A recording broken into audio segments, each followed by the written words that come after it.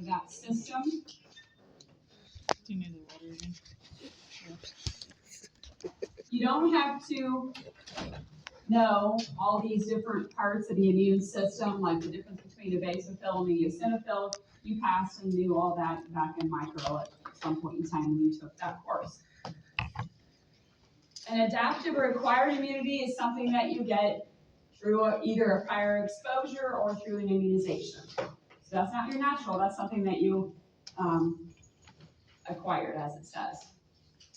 One of which is your exposure to chickenpox. You had chickenpox at one point in time, perhaps, and the next time you get exposed to it again and again and again, you won't keep getting chickenpox over and over and over again. We have memory cells in your body that says, you already had chickenpox once, I'm not going to have you get it again. So that's one, adaptive or acquired immunity. Passive are things you get from outside of your body. That would be a passive immunity. An example is from mom to baby. Through the breast milk, through the placenta.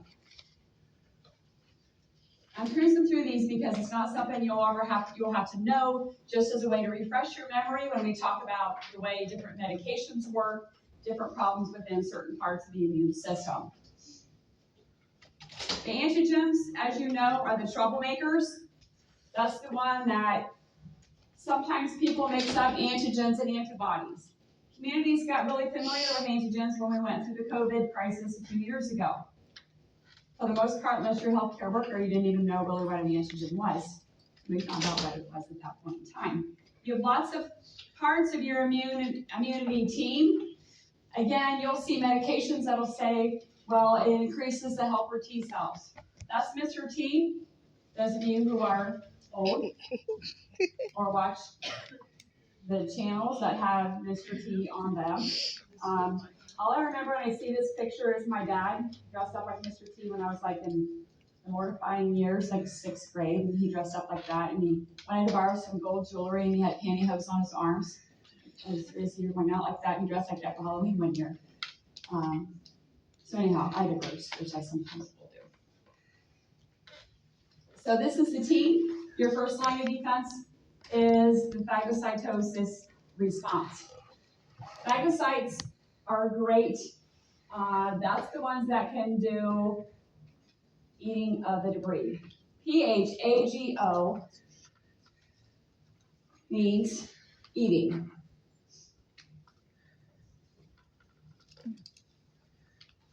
So when you start to look at words, perhaps, and you get stuck and you're not sure what the word means, or when you get to NCLEX and you run across a word and you think, oh, I cannot think what that word means, break it down and it'll be fine. PHAG means eating.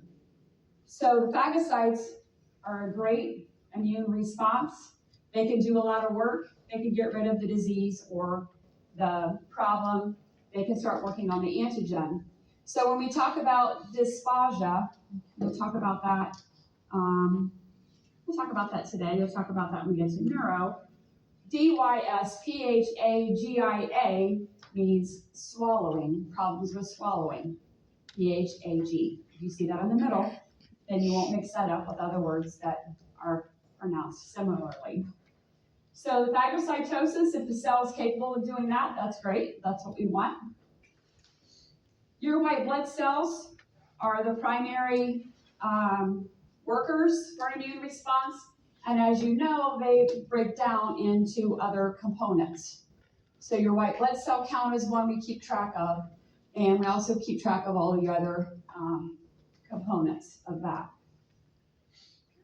Your neutrophils is the most active component. That's what makes your wound look like this. I don't even want to touch this slide without having gloves on. It's like, ooh. It's what makes it look yellow and pussy. It means that your neutrophils are working. Neutrophils are supposed to be over 50% of your white blood cell count. So yes, the whole total white blood cell count is important. We look at that when we have patients that have infection or sepsis. We also, most importantly, look at the neutrophil count, the neutrophil component of that, because it's supposed to be 55 to 70%. You have a high neutrophil count, That means that it's doing phagocytosis and it's going to be able to manage that infection probably well. So not only, I'll try to help you out with white labs that you need to know this time around. One is your white blood cell count. Your other one will be your ANC count. ANC means absolute neutrophil count.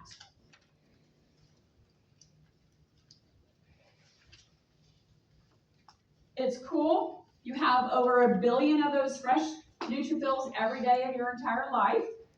And it can crank up in numbers if it needs to. So it senses an infection.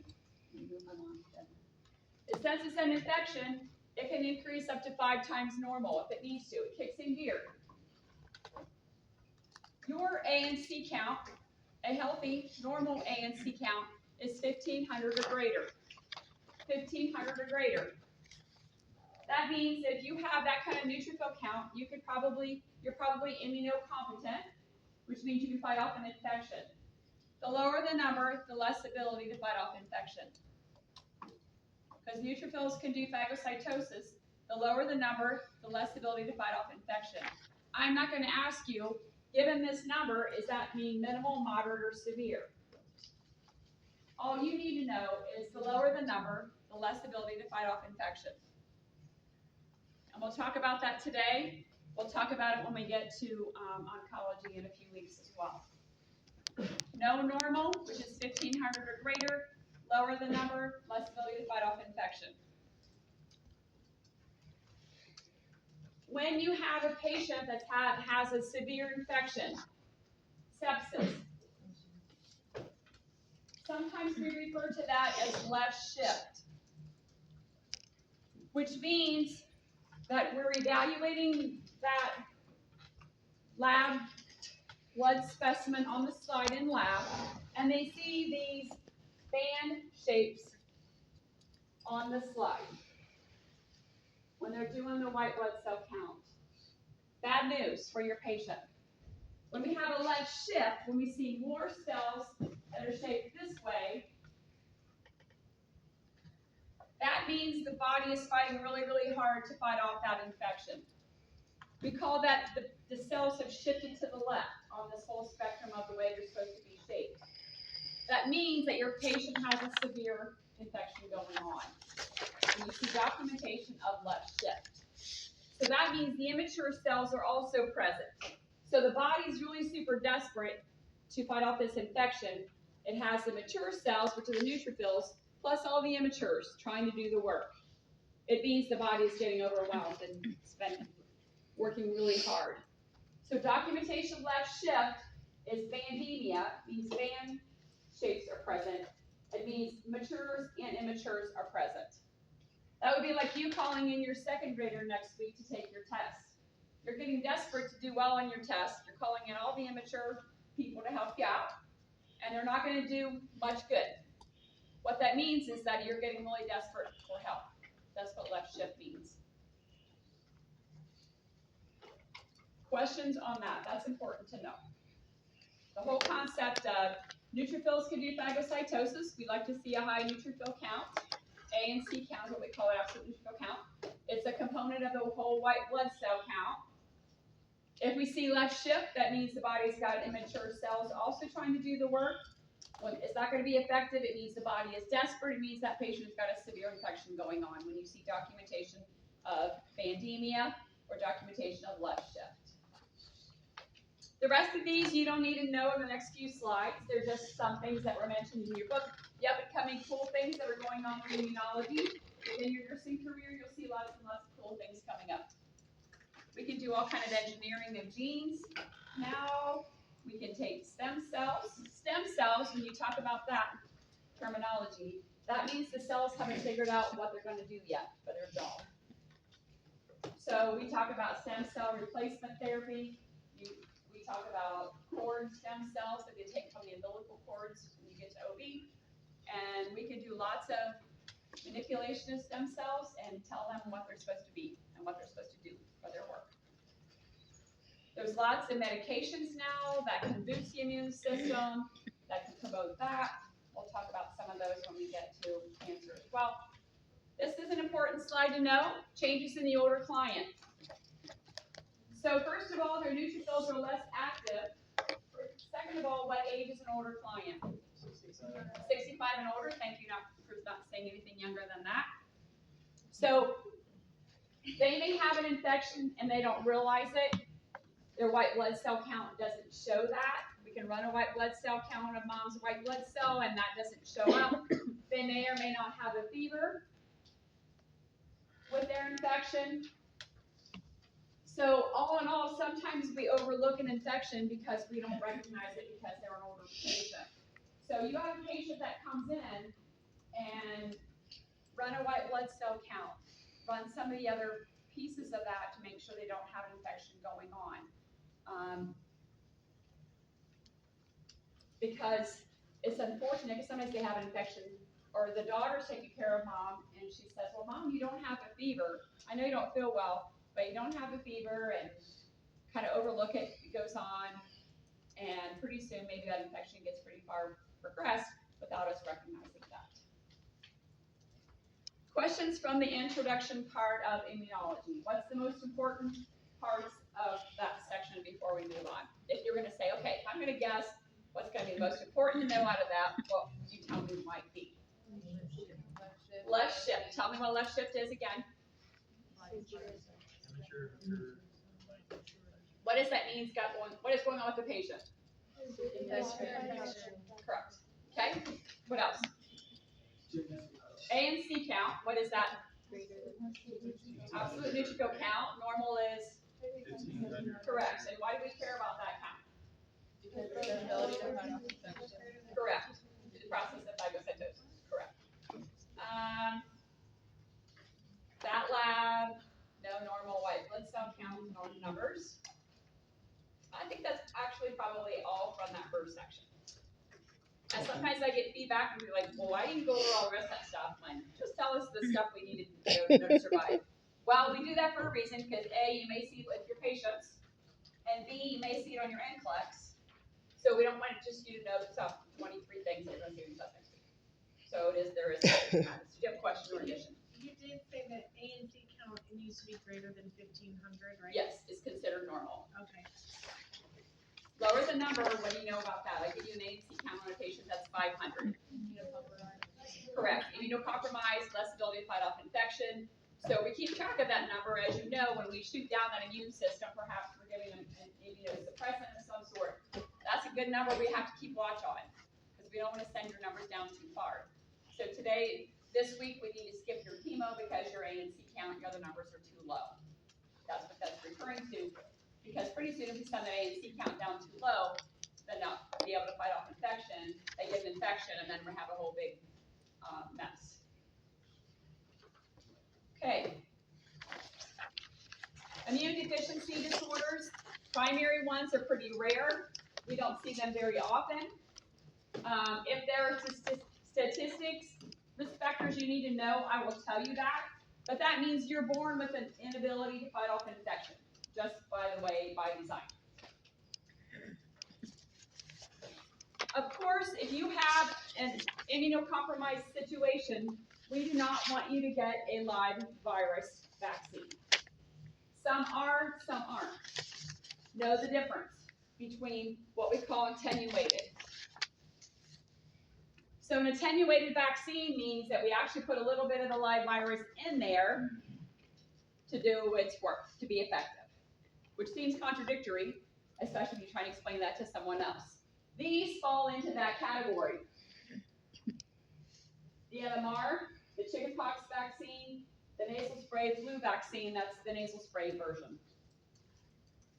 So given a patient that's got an ANC count of 200, you do not want to give them one of these live viruses, right? Because we're just going to increase the risk of them getting one of these diseases.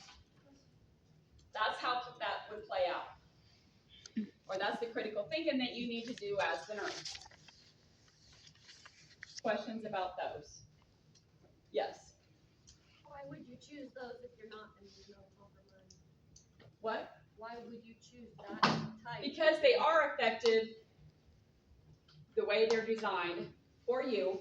If it's not likely you're going to get the chickenpox, Are they if you get the chickenpox vaccine. So there's a little tiny amount of chicken pox that's put into that vaccine the way they can design it. Okay. So if you have no trouble with your immune system, you will be safe to get one of these vaccines because you're going to a foreign country and you need to get loaded up on your vaccines because they've got something else over there. So I don't have concerns about your immune system because your ANC count 1,600.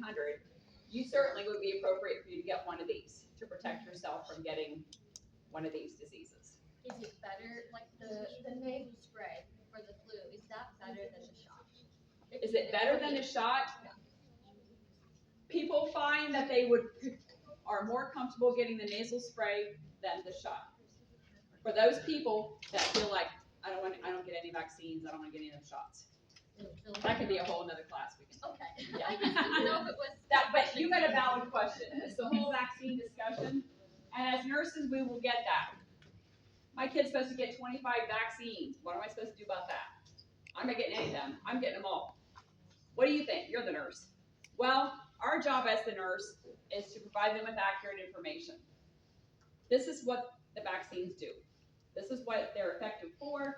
The recommendation is this, for you to get your shingles vaccine after this certain point in time, blah, blah, blah, blah. That's our job as a nurse, to give them accurate information so they can make a good decision for themselves. Our job as a nurse is not customarily to say, oh, yeah, no, I would never give my kid that. I would definitely do that. Because as friends, sometimes we do that, but as a professional nurse, we want to give them accurate information so they can make a good decision themselves. Or you're at the pediatric office, that's where you're working, and they'll say, gosh, what is a pediatrician? Well, the doctor that we're working with, or the healthcare provider nurse practitioner we're working with, typically recommends this series of vaccines. And that's the accurate information. If you work somewhere as a nurse and you kind of contradict in your head that whole routine, I would pick to work somewhere else. If every day you're walking in that pediatric office and that pediatrician's loading them up with vaccine, and every day you're like, I don't think that's a good idea. Well, probably need to not be working there.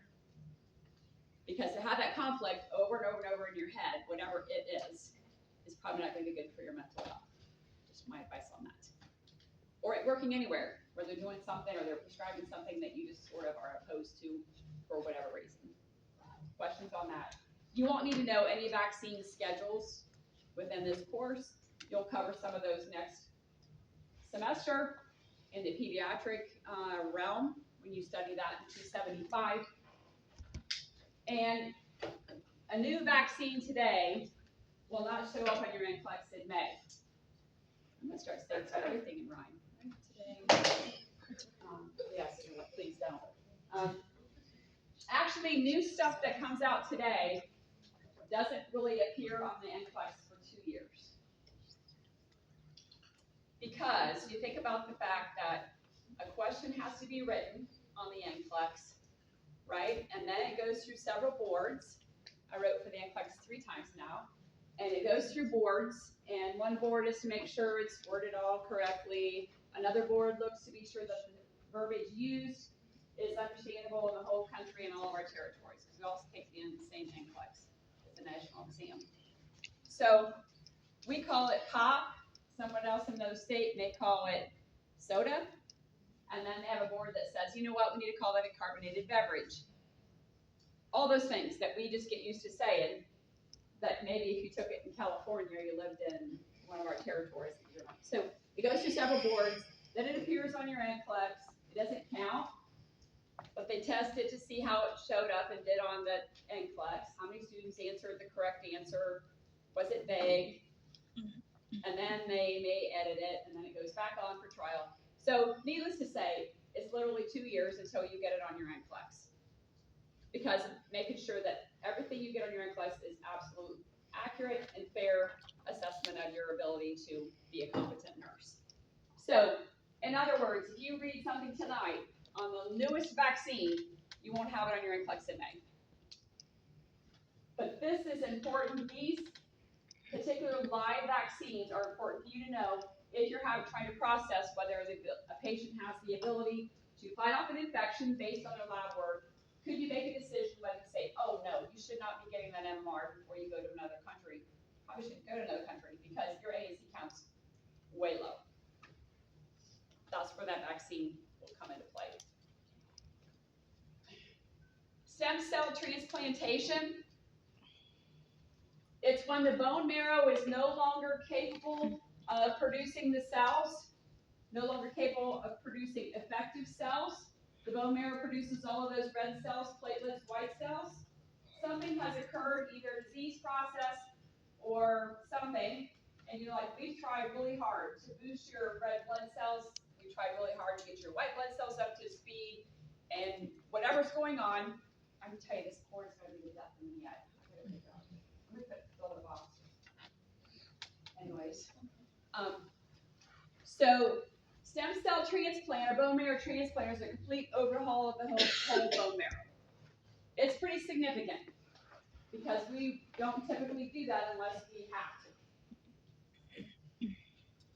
Because basically what goes on is the patient has been determined to be a candidate for a bone marrow transplant because despite all measures, we can't get the bone marrow to produce the right kinds of cells, the right function of cells, the right number of cells. So we hit the bone marrow hard with high-dose chemo. We try to clear out the crud cells, all those crud cells, start fresh, transplant stem cells in the hopes that the bone marrow takes off and hangs onto those cells and starts doing the right thing. The hazard is when that bone marrow has been stripped of its cells, we try to clean out the debris and the crud. First of all, the patient's very vulnerable, right? Because if we clear out your platelets, what are you going to be vulnerable for happening? Bleeding, in the meanwhile. What if when we clear out your white blood cells?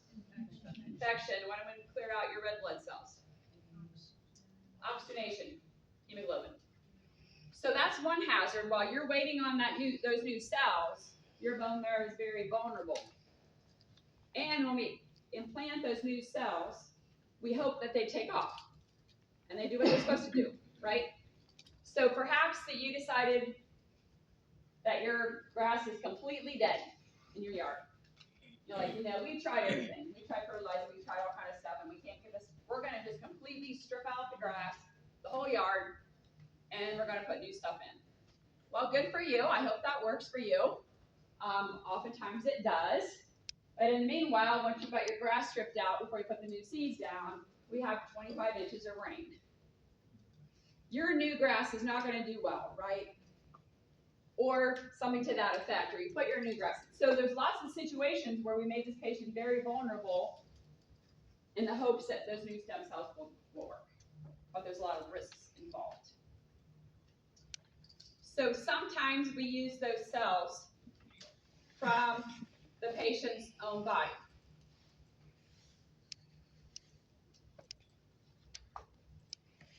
So depending on what kind of things you have going on, your cells might be capable enough of us to take it from your own body, do a bunch of washing and things in the lab, manipulating, and then putting them back into you.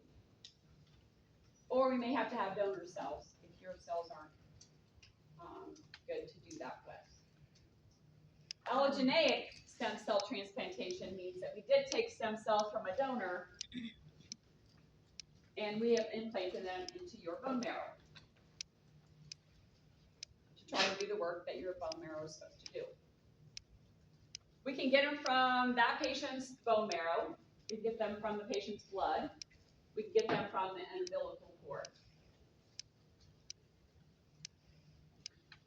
So the patient's gotten high-dose chemo. We wiped out all the crud cells in them, and we prepared that patient to get his donor cells from another person that's donated them.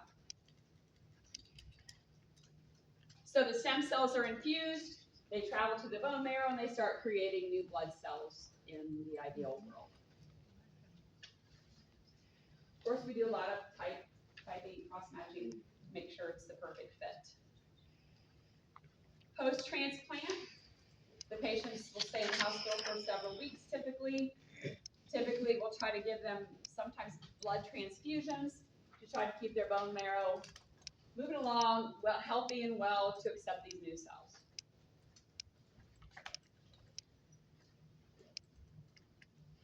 If inpatient, the hospital stay is sometimes 4 weeks or more, depending on what's going on with the patient. That's a donor stem cell from another person.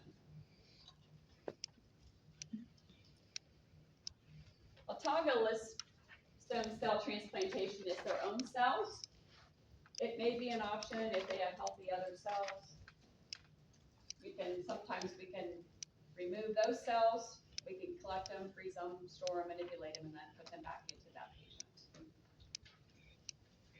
Pre-transplant, we try to increase the number of stem cells. We collect the blood, run them through a machine, and we transfuse them back into the patient. One size doesn't fit all. So yes, you may be a candidate for this procedure.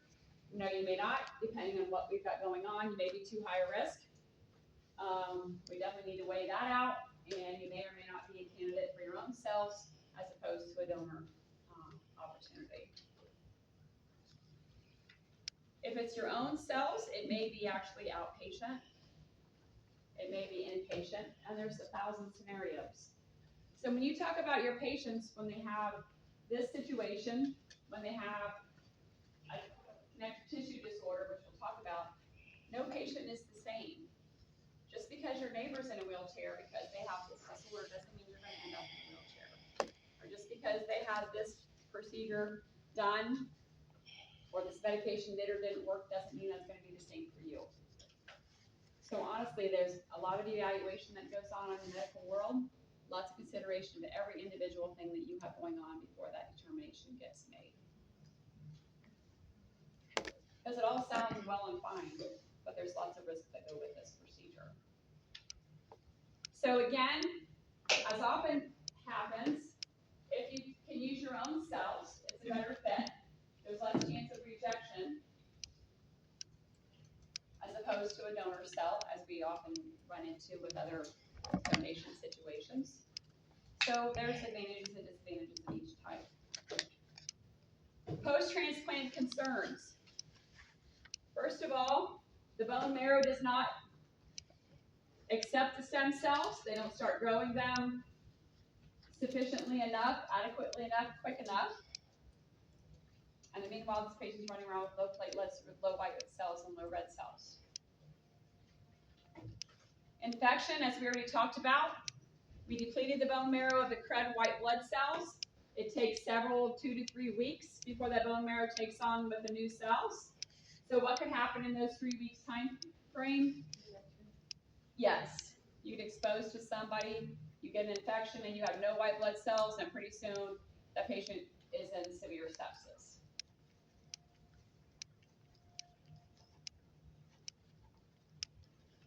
Sometimes we can boost those with the medication Neupogen's 1.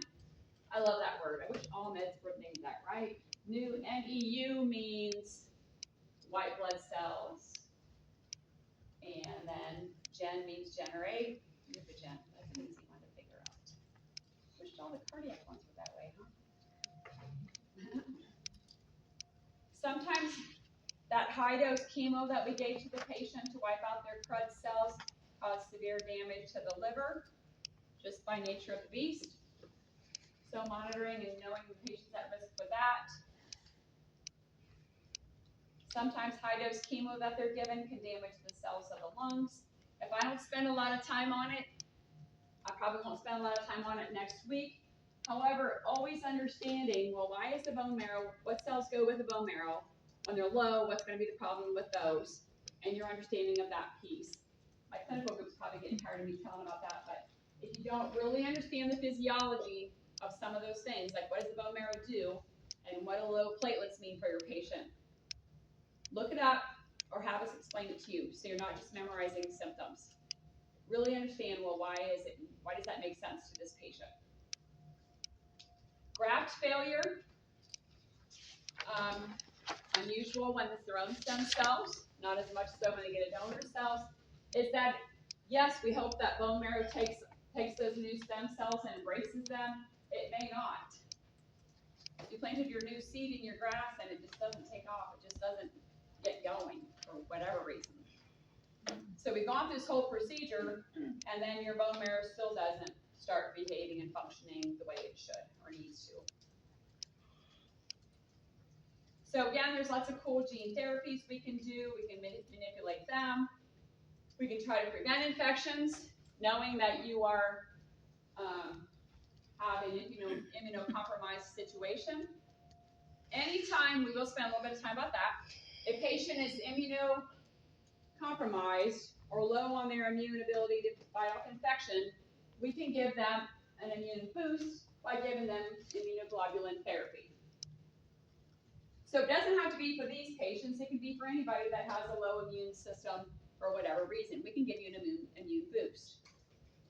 So I'll tell you about my niece. She had Burkitt's lymphoma at age 10, which is a blood cancer. Went through treatment, did well, stayed in remission. Basically, she's still in remission. Went to college. Now she's living in a dorm with 4, yeah, there you go. I heard the moan over here. You're right. Living in a dorm with 4 other girls, eating late night pizza, not eating well, sharing lots of germs with lots of people, going to a big campus, sitting in a classroom with 65 other students, not eating well, sharing germs, sharing drinks, sharing cups, and pretty soon she is sick all the time. She's in a nursing program at Bowling Green, and she's sick, missing class all the time, all the clinicals, jeopardy of not passing, and lo and behold, her immune system is really depleted. Her past history scarred her immune system to begin with, so it wasn't great from age 10 till now. God bless you. I hope you're immunocompetent. So her immune system was depleted to begin with. It's been scarred from her treatments and her diagnosis 8 years ago. Fast forward now, 18, sick all the time, trying to figure out how she can get well again. So they signed her up for once a month immunoglobulin therapy. Her immune system needs a boost. They need to get her through this time frame, right? So she goes in once a month, outpatient, gets the IVIG treatments, gets an IV infusion in an outpatient setting, gets an immune boost, makes her better, more well now. She can keep attending classes, and that's what she had to do to sustain her immune system. So that could be for anybody. And we could do that at home. She eventually had a port put in, and she was able to do it at home versus going and scheduling off class to get to outpatient. So that's what